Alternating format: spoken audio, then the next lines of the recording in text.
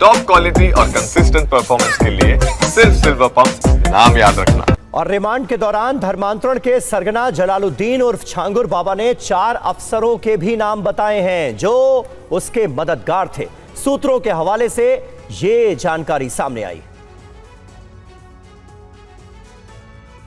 जमालुद्दीन उर्फ छांगुर बाबा पुलिस के शिकंजे में आने के बाद एक एक करके राज खोल रहा है। छांगुर बाबा ने यूपी के कई अफसरों के नाम बताए हैं जो जबरन धर्मांतरण में उनका साथ दे रहे थे। ऐसे 4 अफसरों के नाम छांगुर बाबा ने बताए। सूत्रों के मुताबिक एसटीएफ को एक गोपनीय जांच में कई अफसरों के नाम मिले हैं। 2019 से 24 के बीच बलरामपुर में तैनात रहे एडीएम, 2 सीओ, एक इंस्पेक्टर की भूमिका संदिग्ध मानी जा रही है, जो छांगुर के इशारे पर कुछ भी करने को तैयार रहते थे। कहा जा रहा है कि छांगुर बाबा ने रिमांड के दौरान एटीएस को कई अफसरों के नाम बताए हैं। एटीएस और दूसरी जांच एजेंसियां अब अफसरों के नामों की तस्दीक कर रही हैं। पता लगाया जा रहा है कि छांगुर बाबा ने सिर्फ फंसाने के लिए अफसरों का नाम लिया है या फिर उनकी वाकई में कोई भूमिका है। बहरहाल छांगुर और उसका साथ देने वाली नीतू उर्फ नसरीन दोनों की 7 दिन की कस्टडी रिमांड आज खत्म हो रही। खबर है कि आज शाम 6 बजे तक दोनों को जेल भेज दिया जाएगा। जैसा कि आपको पता है, छांगुर ने धर्मांतरण के साथ साथ विदेशी फंडिंग भी पाई है। ईडी उसके 18 बैंक खातों की तलाश कर चुकी है। इसमें 68 लाख रुपए की रकम पाई गई है। 12 खातों की तलाश अब भी जारी है।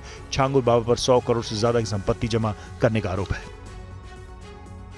और धर्मांतरण के आरोपों पर छांगुर बाबा का पहला बयान आ गया है, जिसमें उन्होंने कहा है कि मैं बेकसूर हूं, मैं कुछ नहीं जानता। छांगुर बाबा ने ये बात कही है। लखनऊ में छांगुर का मेडिकल कराया गया है। छांगुर के सहयोगी नसरीन का भी मेडिकल कराया गया है।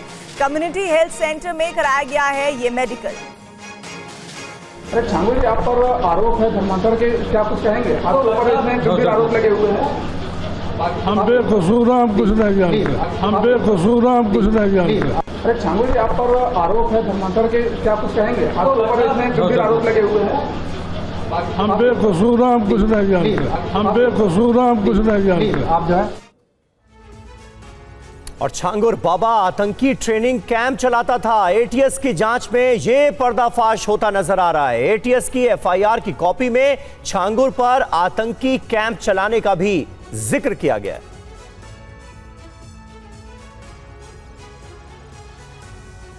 ये एटीएस की एफआईआर की कॉपी है जिसमें जलालुद्दीन उर्फ छांगुर पर आतंकी ट्रेनिंग कैंप चलाने का जिक्र किया गया है। एफआईआर में बलरामपुर के ट्रेनिंग सेंटर को आतंकी कैंप की तरह चलाने का आरोप है। ये बात एफआईआर के पहले पेज में ही लिखी गई है।